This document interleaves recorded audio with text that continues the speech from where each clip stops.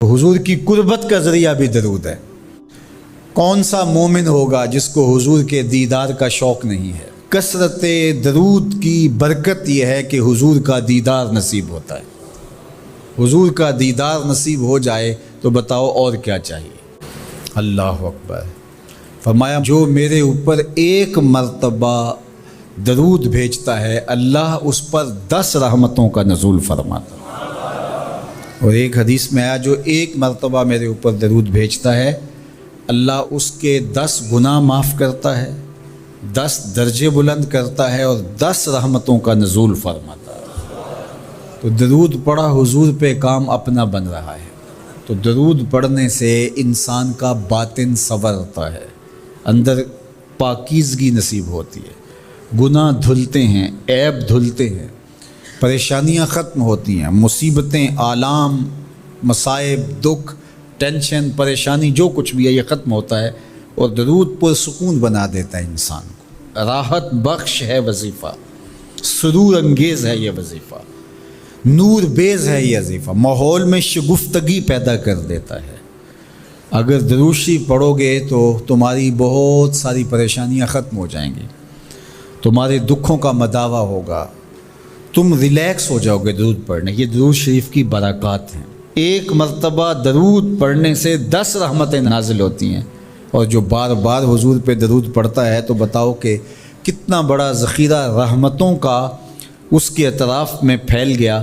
تو اس لیے کثرت کے ساتھ درود پڑھنا چاہیے۔ حضور علیہ السلام نے یہ بھی ارشاد فرمایا کہ جو میرے اوپر درود پڑھتا ہے میرے اوپر لازم ہے کہ میں اس کی شفاعت کروں گا۔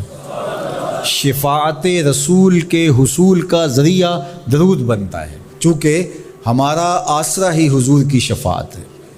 وہ دامن شفاعت کھولیں گے تو ہم گناہ گاروں کا کام بنے گا۔ اور وہ نصیب کیسے ہوگی حضور علیہ السلام کی شفاعت؟ کثرت درود سے۔ یہ بھی ارشاد فرمایا آقا کریم نے قیامت کے دن میرے سب سے زیادہ قریب وہ ہوگا جو کثرت کے ساتھ میرے اوپر درود پڑھنے والا ہو۔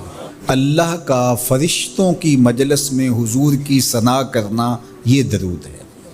حضور کی مدح فرمانا، محبوب کی شانوں کو بیان فرمانا۔ یہ صحیح بخاری میں صلاۃ کا ترجمہ حضرت ابو العالیہ رضی اللہ تعالی عنہ سے کیا گیا ہے۔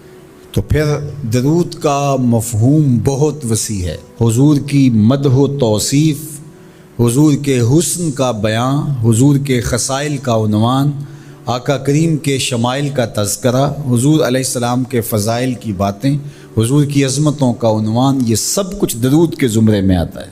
اور پھر ساتھ صیغہ بھی درود کا ہو اور اس میں شانیں بھی حضور کی ہوں، جس طرح درود تاج میں ہے، تو اس میں حضور پر درود بھی بھیجا گیا اور ساتھ حضور کی عظمتوں کو بھی بیان کیا گیا۔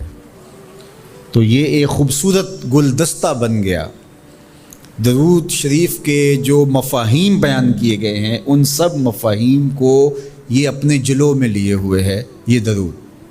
تو کثرت کے ساتھ حضور علیہ السلام پر درود پڑھنے کی تلقین فرمائی گئی۔ حضرت ابی بن کعب رضی اللہ تعالیٰ عنہ فرماتے ہیں کہ آقا کریم نے ترغیب دی درود شریف پڑھنے کی، باقی امور اور عبادت، ذکر فکر۔ تو میں نے عرض کی، ارشاد فرمائے کہ میں آپ پر کس مقدار میں درود پڑھوں، کتنا وقت، کتنا درود پڑھوں؟ تو آقا کریم نے فرمایا ماشیتا، جتنا تم چاہو۔ فرماتے ہیں میں نے کہا میں 1/4 حصہ درود پڑھوں گا، باقی 3 حصے دیگر عبادات اور دیگر وظائف اذکار بجا لاؤں گا۔ فرمایا جس طرح تم چاہو، جو تمہاری مرضی، لیکن اگر درود کی مقدار کو بڑھا دو تو تمہارے لیے بہتر ہوگا۔